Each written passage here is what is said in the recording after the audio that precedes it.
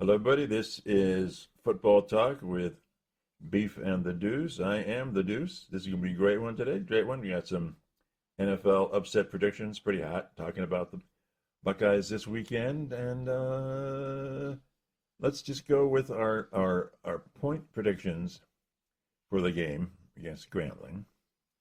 I've got 59-0. I'm calling a shutout. Roberts, 50. I know. I just always call it. You know me. I'm begging for a shutout. Robert's got 56-6. Pretty good. Bob, Florida Bob, who we will talk about more in a moment, has 52-10. And the Beefer, Jeez. the Beef has 56-3. I think we're agreed that it's just going to be a blowout, and let's not worry about it. Yeah, absolutely. All right. Now, Florida Bob, who we love, and is normally, I'm thinking he forgot to take his meds this morning, or something. Something had to be going on here. He texted me saying San Jose State's going to beat Texas. Good Lord, Bob. Yeah, I'm calling Mom, and she's gonna get pissed off at him. Oh God. With that kind of talk, the bank's gonna call in the loan on your house, maybe repo the car. There's an intervention may be necessary here. I don't know. But what's the reasoning behind it? Did he give one? I didn't ask. I'm probably for the best. Yeah, maybe he's channeling his inner Paul Feinbaum. Maybe I don't know. But yeah, Santa. Yeah, in what world would you have said that's possible?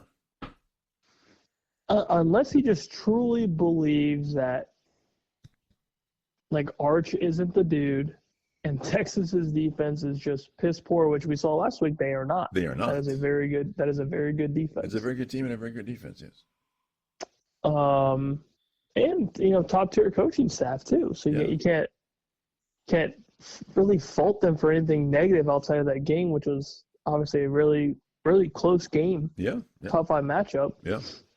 But what does San Jose State have to offer to beat arguably the top team in the SEC? Maybe that's where Bob's getting his wacky tobacco or something. I don't know.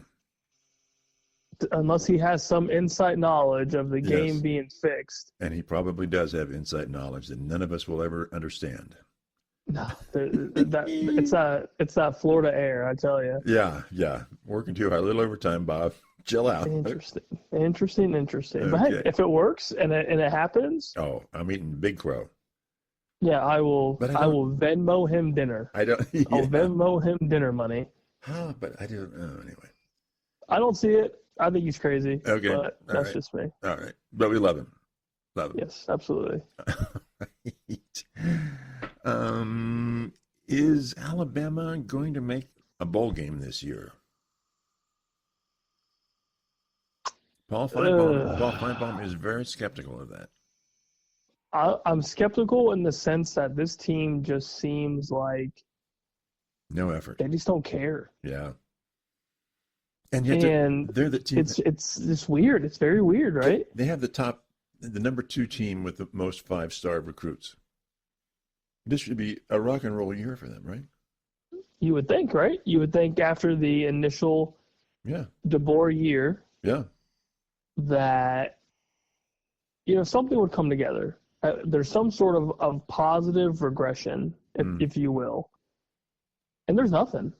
Yeah, there's nothing. There's absolutely nothing. And you lost to a Florida State team that, in case anybody forgot, was a 2-win team last year.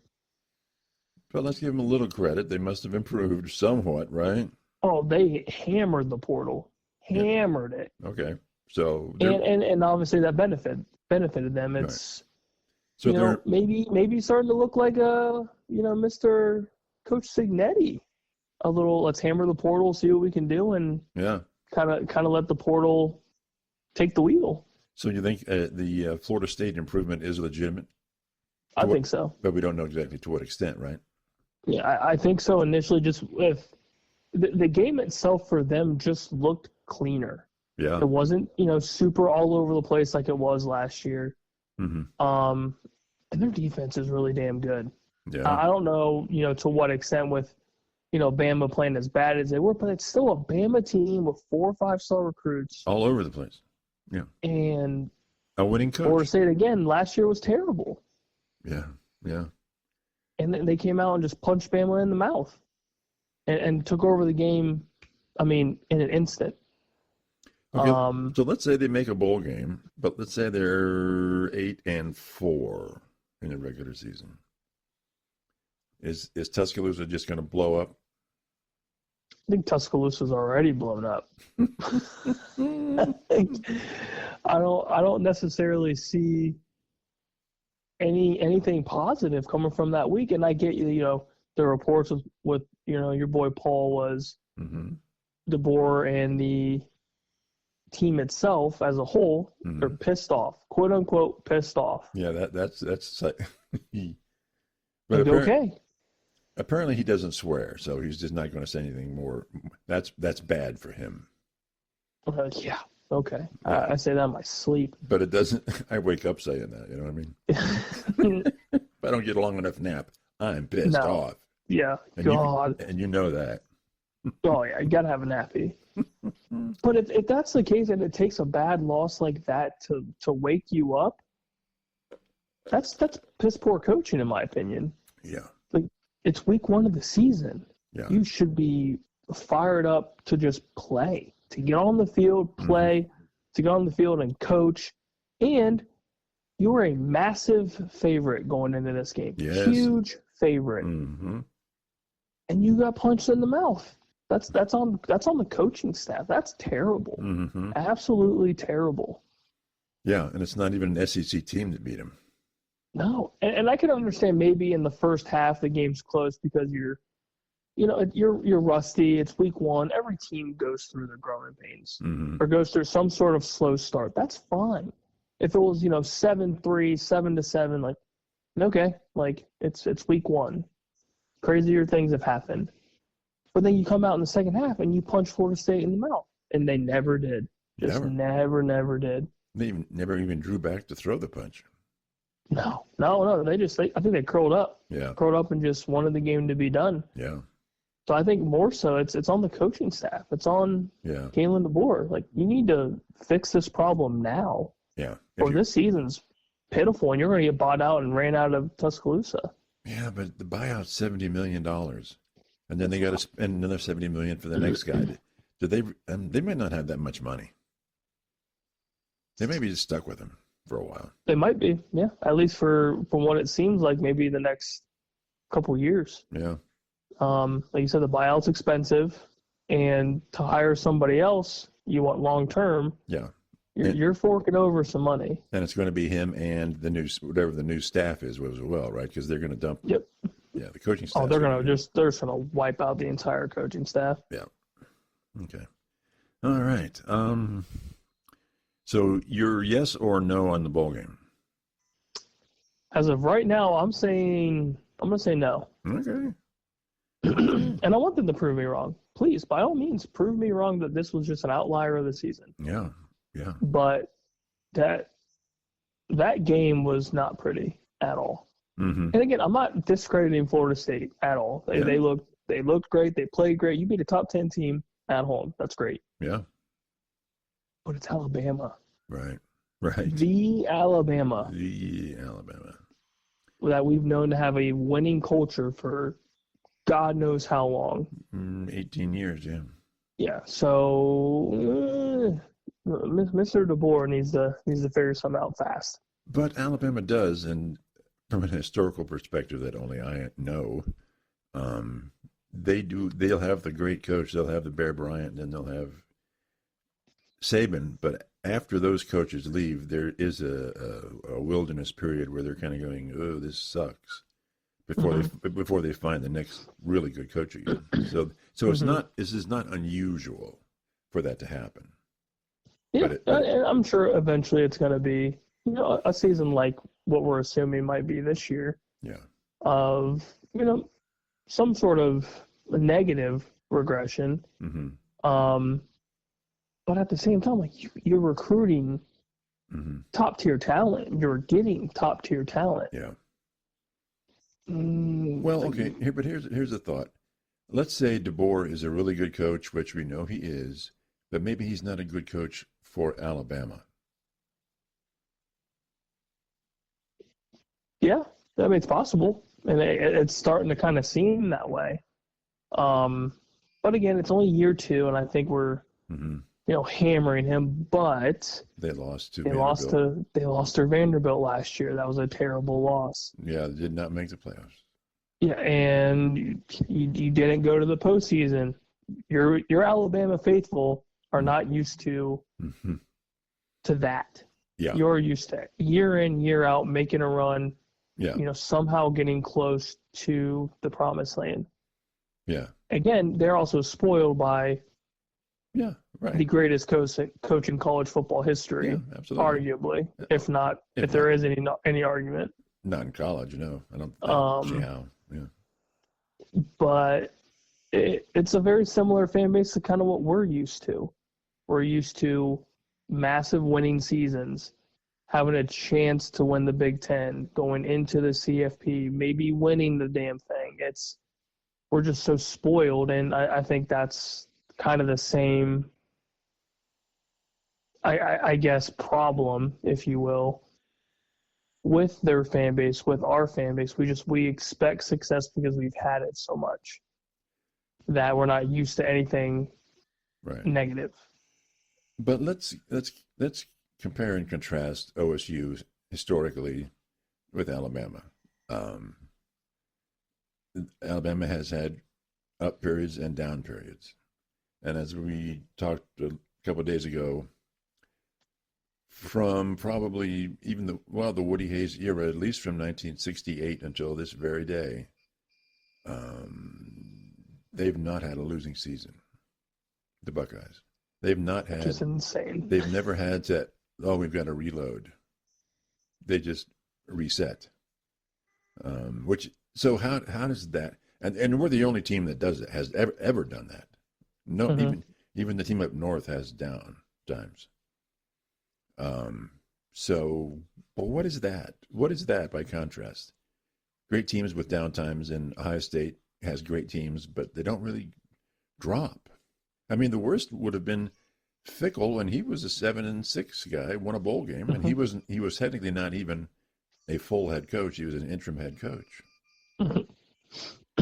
Yeah, if you don't count him, then we haven't really had any really down times.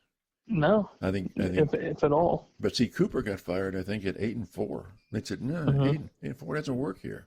It just doesn't work here. So and his Michigan record wasn't the greatest. Yeah, well, right, but obviously, but neither is the current coach. Mm-hmm. Yeah, but nice national championship and. Oh, sure, throw that in. Yeah, the greatest CFP run that we've ever seen. Oh, and by the way, we've beating what, 5 straight top-ranked opponents. Top 10. It's crazy. Yeah, that's never ever happened. Never ever happened. Yeah, and let's sprinkle on the fact that we just beat Texas. Yeah, we just beat the number 1 ranked team at home, and Game Day loves us. So the last 7 games, Game Day's been to 6 of them. Right. Yeah. That's making some dough. It's making a lot of money. So I think Ryan Day is going to be just fine for a while. Yeah, just fine for a while. Okay. Yep, I agree. So is it going to be Sayan first half and then Keenholt's third quarter and the other fellow in the fourth quarter? Yep, I think Sayan's going to get some work early, open up the playbook a little bit. Establish a run similar to what we did last week against Texas. Just get the running backs going, opens up the pass. I'd like to see Keenholtz in the third for sure. And then I would love to see St. Clair in the fourth. I would love it. Yeah, definitely Keenholtz. Definitely. I would love to see, especially if anything, Keenholtz, because he is the backup. And he's a good backup, yeah, nice dual threat. I'd like to see him have good playing time because we haven't really seen him play. Right. With a full week's preparation, and Mm-hmm. You're not just getting thrown into a Missouri bowl game, which doesn't mean jack. Right. And I would like to see what the possibility is. God forbid Julian Sand goes down. Mm-hmm. How comfortable are we going to be with Lincoln Keenholz or even with St. Clair? Right. And I think that quarterback room is, definitely one of the best in the country. Yeah. And it also helps that our head coach is a quarterback guru. Yeah, he's a savant. So I think, the next couple weeks would be good to see, what we have for all across, offense and defense. Yeah. And then we have the bye. You're going to get some second and third stringers in there to, get some playing time. So it'll be good to see, what we have. Mm-hmm. And go from there. Yep. Okay. Anything else? And I would like to defend our running game a little bit. Yeah, the stats didn't look good, but Texas running defense is, I would probably say, elite. And they're good. Oh, yeah. The whole defense is extremely good, if not elite. So, and there were times they opened up some holes.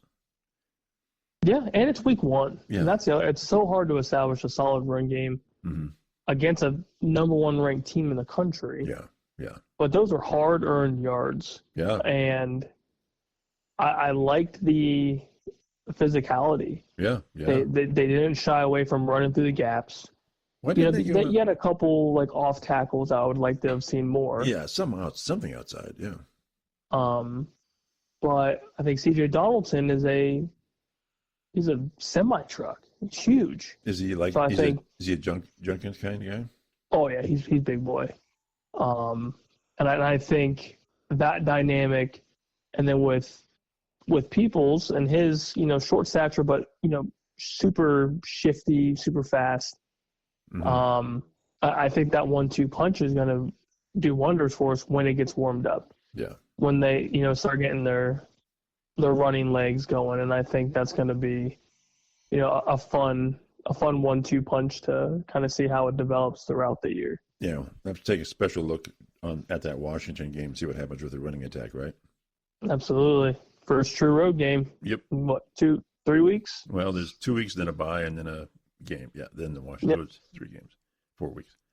Okay. Interesting. Anything else? Okay, so let's talk about the Power Four. I sent you a text, and I rated the top to bottom Power Four conferences. Mm-hmm. And I said Big Ten 1, SEC 2, ACC 3, Big 12 4. I didn't think that was really a reach for anything. I thought that was pretty obvious, right? Yeah, it's pretty self-explanatory, I think. Some people would argue about the SEC, but they're wrong. Yeah, you still have a number 6 ranked Texas team, which I know you love to see. Don't even. Georgia's still in there. LSU had a big win against Clemson. Mm-hmm. I mean, they're up there. It's hard to deny it. I know the Bama loss is, super daunting to a lot of people, but you still got some pretty damn good teams down there. But even of the 4 losses in the top group, that's the only loss that really would bother me. I mean, Clemson lost to a very good LSU team. Mm-hmm. Notre Dame lost by 3 points to a hot Miami team. Yes. And then Texas lost by 1 touchdown. Mm-hmm. So none of those, they're like, oh yeah, they lost, but they'll be in the play. I think those 3 teams will be in the playoffs. Easy. Yep. I have no doubt. Those teams are solid. And again, week 1, it's always tough. You've got tough matchups, and obviously one team has to win. Yeah. But like you said, they were close games, very competitive games. Yes. Could have easily gone the other way. Yeah. Yeah. And you know what I like about it? Obviously, we're playing football, but typically for college, it starts off with cupcake games, right? Mm-hmm. These are high-powered games at the start of the season. This is what really turns me on. It's great. This is great. Oh, I love it. I absolutely love it, and I hope it happens more. Yeah. A lot of the broadcasters, sports analysts, they all rave about it. Oh, of course. Yeah. like week 0 is always cool because you get your Ireland game, and like that's fun. Like that's cool. It's it's a nice scene. Mm-hmm. But when week 1 hits, it's especially after this year. Mm-hmm. I mean, your viewership had to be off the charts. Oh, especially that weekend. I mean, you had good games at noon, 3:30, 7:30. Mm-hmm. Like I said, I didn't leave my basement. And Sunday. And Sunday I was somewhere in my house, and football was somewhere in my house. Yeah, for sure. So like stuff like that. I mean, that's what I live for. Oh, this season, going through the Super Bowl time. Mm-hmm. This is great. Yeah. And I at least every week there seems to be at least 1 or 2 quality games. Mm-hmm. And that's all you want. Mm-hmm. Especially when you have like the cupcake games. Like I hate to push down Grambling, but it's a cupcake game, especially after beating the number 1 ranked team. Right. The next but you want to see Oklahoma and Michigan. That's going to be a quality matchup. What's your take on that one? Some people are saying Oklahoma. Give me Oklahoma. Just give it to me. Now, do you want them to win, or do you really think they can win? Oh, I absolutely want them to win, and I think they will. Based on? The only thing that I can really kind of solidify as a, I guess, quality argument is Bryce Underwood's a true freshman. Going into a hostile environment in Oklahoma, that place is going to be rowdy. Mm-hmm. Rowdy.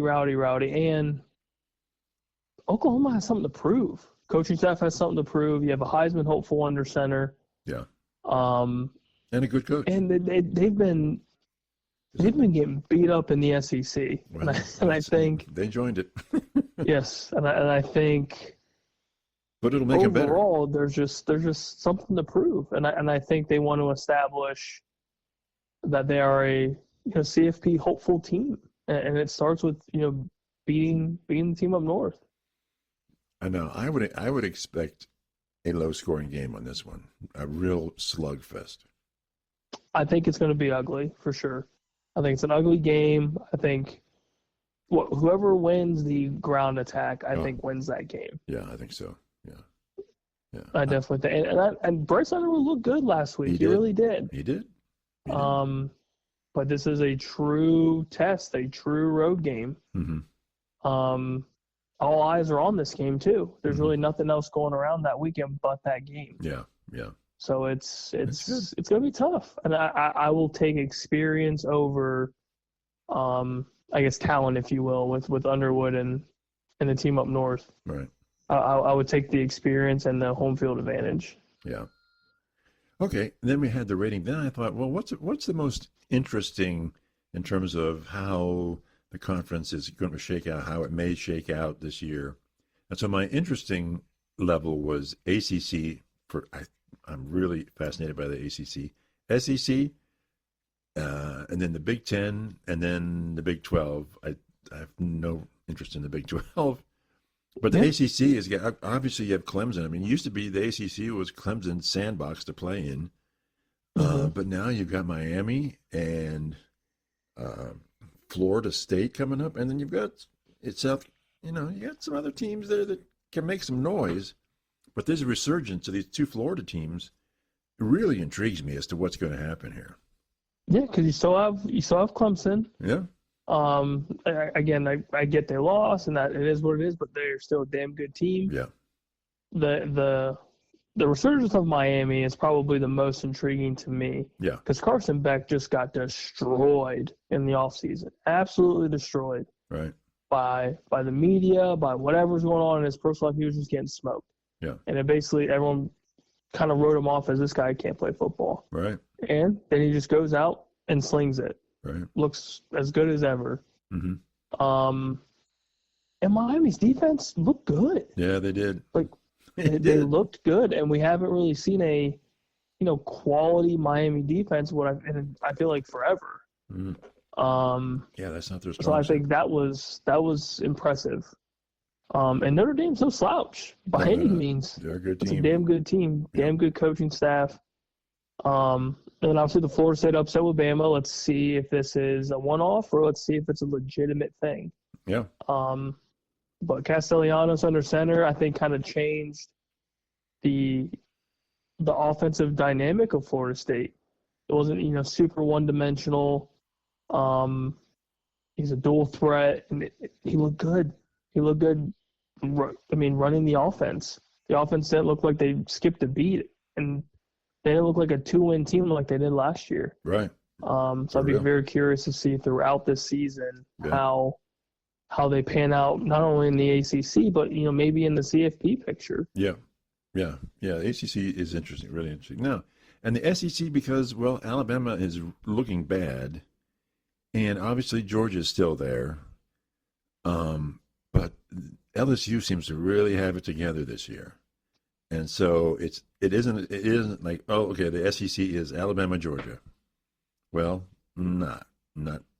I mean, some people say that LSU is the best team in the nation. They clearly could be the best team in the SEC. What do you think? I want to see a little bit more of Nussmeier in the sense that he looked okay. He wasn't, off the charts great. He was just okay. Their defense. But that defense is insane. Very good. So if he just plays decent football and that defense is anywhere close to what they look like against Clemson, which, again, away game, shut down Clemson for the most part. Mm-hmm. That is a very interesting team in the SEC. Yeah. I think Georgia's going to be just fine. Texas obviously is going to be fine. They're going to be one of the top teams in the country, probably for the entire year. Right.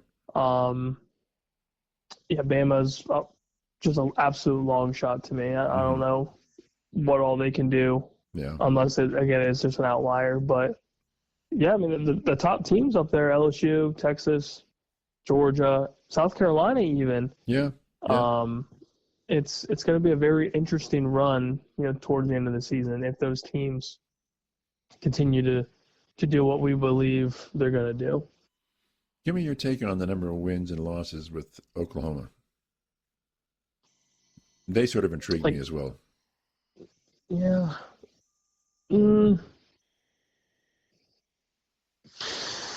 I don't know. I really don't know. I probably have a better answer after the Michigan game to see how they do. Yeah.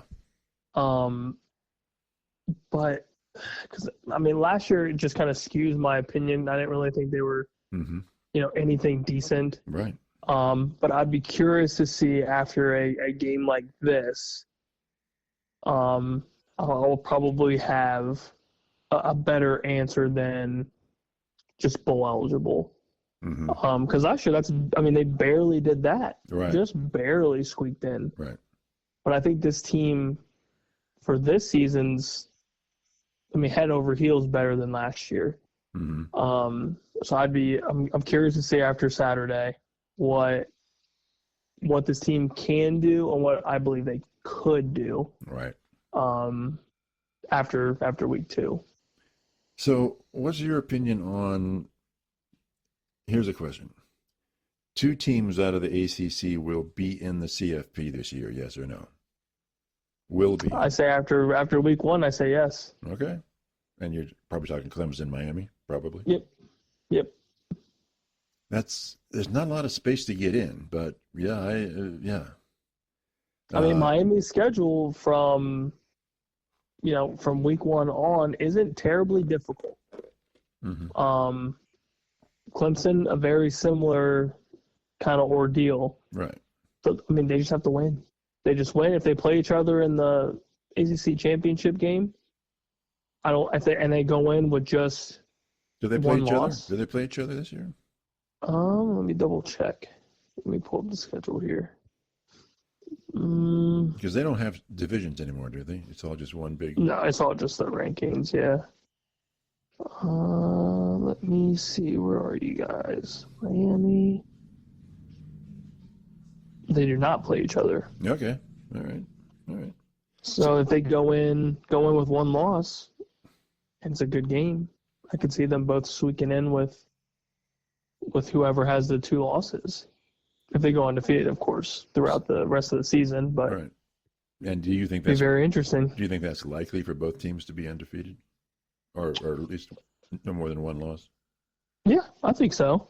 Do you think I think Clemson as a whole. I mean, that game was super close, super close till the end. Yeah. And I don't think they're a slouch by any means. And I think they'll get better after that loss. And I think Cade under center is going to be just fine. I think offensive personnel and their defense is going to be just fine. And Dabo's Dabo. He's going to continue to be a good head coach. So I think they'll learn from it and get better throughout the rest of the season. So what are the odds that Miami will go into their championship game undefeated, Clemson with one loss? The only issue I have with Miami's schedule is if Florida is legit. If they are what we believe they will be, which I think they'd be very competitive. Mm-hmm. I mean, their back-to-back weeks with Miami is tough because you have home Florida and you go to Florida State. Ooh.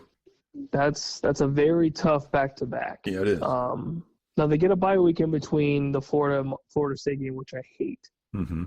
I absolutely hate that. I think the routine aspect of the season is very big. So them going to Florida State after a bye week, that's going to be tough. But outside of that, like, I don't have any issues with them beating, SMU. They're a top 20 team, but I don't have any issue with them. All right. At Virginia Tech could be a little intriguing. That place is hard to play in, but outside of those two big games back to back, I think it's possible. I do. Okay. All right. Boy, there's not a lot of room at the top anymore. If OSU is going to run the table, and maybe Penn State will run the table, and Georgia could run it, and Texas might have the one, and if you're looking at these two powerhouses out of the ACC, it's going to be tough. And LSU, of course. Yeah, and I love the fact that we're not going to have to deal with the headache. Yeah. You just sit here and let it work. Yeah. But it'll be intriguing. Even who's going to. There's not a lot of room for the top five. Some really good teams for a top five. Really good teams. Mm-hmm.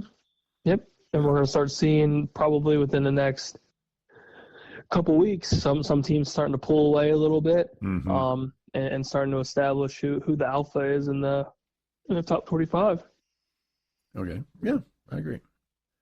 Okay. Anything else in the college game before we dive into the NFL? Let's do it. Dive right in. All right. Let's get two things out of the way real fast because that's what they deserve. Not much. Cowboys going to play the Eagles. The Eagles are 8.5-point favorites. That's outrageous for the pro game.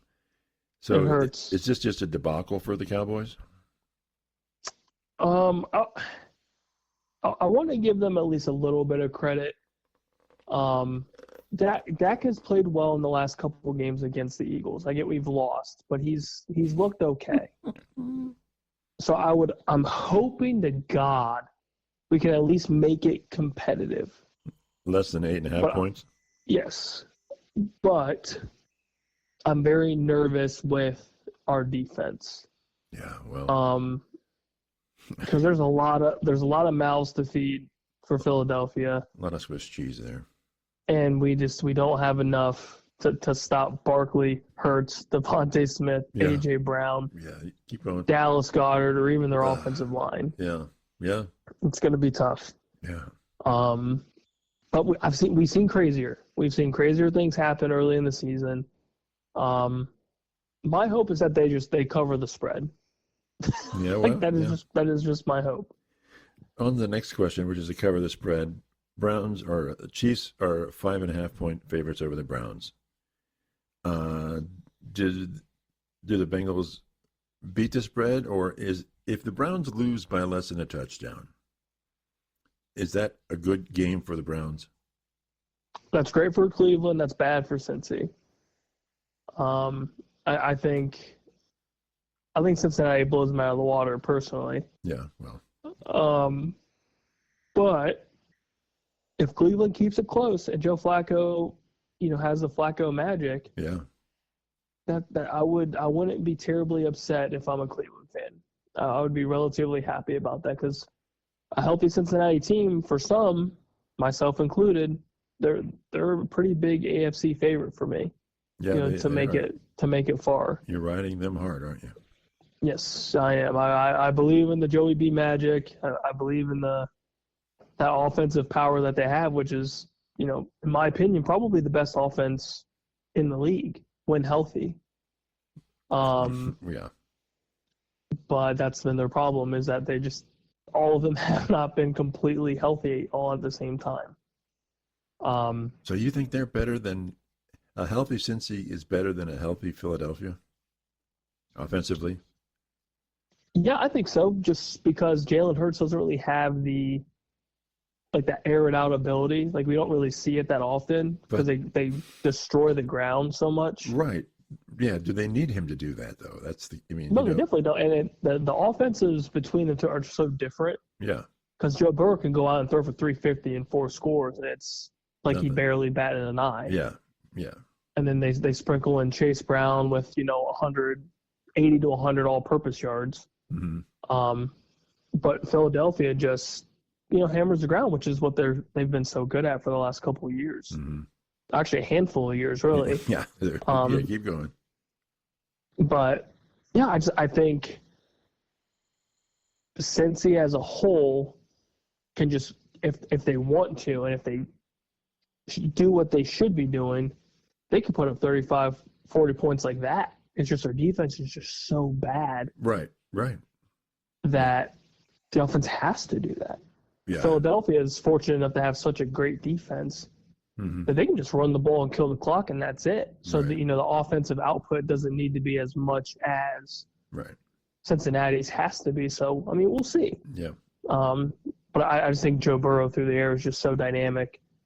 And then obviously Philadelphia's rushing attack is as dynamic as the Cincy passing attack. Right. So I feel like it's almost a 1A, 1B. Mm-hmm. Like, if you told me Philadelphia's is better than Cincy, I almost wouldn't disagree with you. Right. And if you would tell me Cincinnati's offense is better than Philadelphia's, I also wouldn't disagree with you because they're both so good. Right. Okay. Excellent. So those are out of the way. Now, we're talking upsets this week. You told me Baltimore could upset the Bills, right? Mm-hmm. Fox Sports has Baltimore -1.5 right now. So does that also now they're a favorite? Yeah, I was going to say, does that change? Interesting, because before I thought Baltimore was like a +110, so it was like, not a massive, upset, if you will. That's crazy. So that must just have changed this morning. But you must think the Bills really are better than the Ravens. Is it because of Josh Allen? I think it's Josh Allen in Buffalo makes it tough. Baltimore plays in some bad weather. Yeah, I think the atmosphere of Buffalo is just should be rocking. It's a game changer. It's an absolute, and it's week 1. It's an absolute game changer. Yeah. Outside of that, maybe Seattle beating San Francisco, even though Seattle's at home. That might be another one. I think San Fran's favored by 3. Yeah. But outside of that, I think all the other games are kind of straightforward. So you have Texas beating the Rams. Mm-hmm. Rams are a -3. Mm-hmm. Talk to me about Texas. Why are they going to beat the Rams? Healthy Nico Collins. I think CJ's output last year is a very big outlier because of the injuries. I think the addition of Jaden Higgins as a number 2 receiver is going to be big. Mm-hmm. And I think Nick Chubb has some sort of resurgence for their rushing attack since Joe Mixon's out. Mm-hmm. And they have a revamped offensive line. And I don't think anybody truly knows how healthy Matt Stafford is. Right. So I think that's a big question mark is do you have a 100% Matt Stafford or do you have like a 70-75% Matt Stafford? I get everybody around Matt Stafford is solid. Puka, you've obviously got Kyron Williams in the backfield. Devontae Adams, that addition's huge. Mm-hmm. But Texans and their defense they're not a slouch by any means. Mm-hmm. So I think that could be very interesting. It wouldn't surprise me if the Texans won. Okay, I think that's in L.A., I think. Mm-hmm. So they're beating the favored team at home. Okay. In SoFi. Yep. All right. All right. A lot of buzz about the Patriots and the Raiders game. So apparently the Patriots are favored, but not by much, and they somehow think the Raiders can beat the Pats. And my initial response was, I don't care, but I don't care. I hope that our OSU running back does a great job. Yeah, I think Trayvon's going to be a big addition to the Patriots. So are you seeing any of that, or is it just sort of two teams that don't do very well at all? I think it's two teams that there's just a lot of unknown. So you have Mike Vrabel returning as a head coach for the Patriots, so that's going to be a big addition. And they brought in a lot of people, didn't they? The Pats? Yes, they drafted well, and I think the coaching staff as a whole is just going to be better than what was it, McDaniel's time before he got the boot. Or not McDaniel's, Mayo, sorry. Right. Mayo. But I think the buzz with Vegas is going to be, does Pete Carroll and Chip Kelly, does that addition of those two do anything with the fact that your offensive talent is very low? Like, you have Geno Smith, who's an aging Geno Smith. Yes.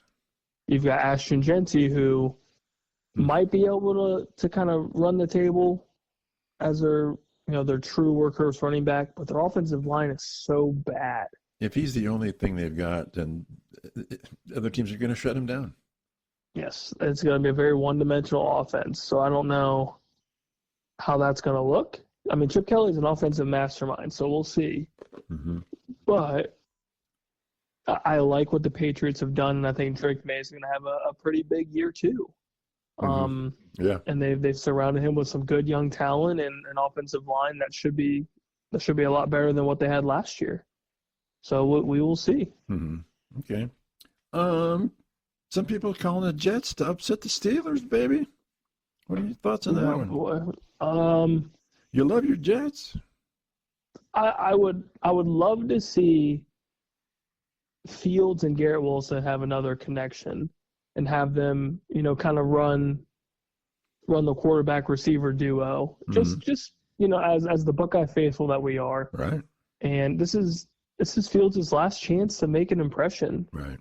He's had this contract with the Jets, or honestly, he probably only has this year before they're like, okay. But I would love to see those two ball out. And I am curious about the Aaron Rodgers saga in Pittsburgh. I think a lot of people are. Yeah. Who isn't? Yeah. And I think it's going to be an ugly game, truly. I think it's very low scoring. And I want to see what the Jets can do with a, relatively serviceable quarterback that can run and pass the ball. Right. Because if they can establish a rushing attack with Braylon Allen, Breece Hall, Justin Fields, that's a sneaky team. Yeah. With a good defense. Yeah. And if their secondary can do about as good as they did a couple years ago and shut down the passing attack, stuff the run, I mean, the Jets could be a fun team to watch. Not say they're going to win the East by any means, but right. It would be interesting to see the Jets, have a serviceable team. So are you calling the upset for the Chiefs here, or for the Jets? Sure, why not? Sure, why not? Why not? Okay, I would love to see that. That would be great. It's better than San Jose beating Texas. Just barely. And here's two that intrigue me. Well, let's go with one that you're just going to hate me for. I'm saying the Chargers beat the Chiefs. That's it. I don't hate it. Really? I thought you were just screaming at me. I don't hate it because I think what the Chargers did in the offseason, bringing in Amari and Hampton, having a good rushing attack will definitely benefit them. Mm-hmm. Giving Justin Herbert receivers to actually throw the ball to Mm-hmm. is going to be nice. Having Ladd McConkey in year 2 is going to be another big step up. I think Trey Harris, bringing back Keenan Allen, is going to benefit Herbert. And we have seen the Chiefs in recent years start off very slow. Yes, like last Now, year. they win their games, Yeah. but they start slow. All the Chargers need to do, start off hot. Mm-hmm. Start off hot, establish the rushing attack, and kind of see where that offense takes them. And I hate to say it, but Mr. Khaki Pants Harbaugh is a damn good NFL coach. Yeah, doesn't he have also a sort of a trait of where he starts, he improves kind of steadily? Mm-hmm. Yep, he did it in San Francisco. Yep, he And certainly did we it. saw that clear as day. Team Up North, he did that there as well. Absolutely. Well, it took some cheating, but that's besides the point. We're over that, aren't we? Yeah, we have to be over that, right? You've moved on, I can tell. No, he sucks. No. He sucks as a human. Okay. This is really intriguing to me, and I don't know. Packers are -2.5 over the Lions. I know you're a homie for the Lions. Give me the Lions all day. Even with the Packers, with your defensive guy now with them. Give them to me. Give me the Lions. Give me the points. Give it all. Lions over Packers. No, are you just legit, or are you just hoping? Oh no, this is legit. Absolutely. I don't. Just because Ben Johnson's gone doesn't mean they lost all their players. They still have a star-studded offense and a star-studded defense. I think they're going to be just fine. So they're beating the Packers and they're beating the points, right? Oh yeah, absolutely.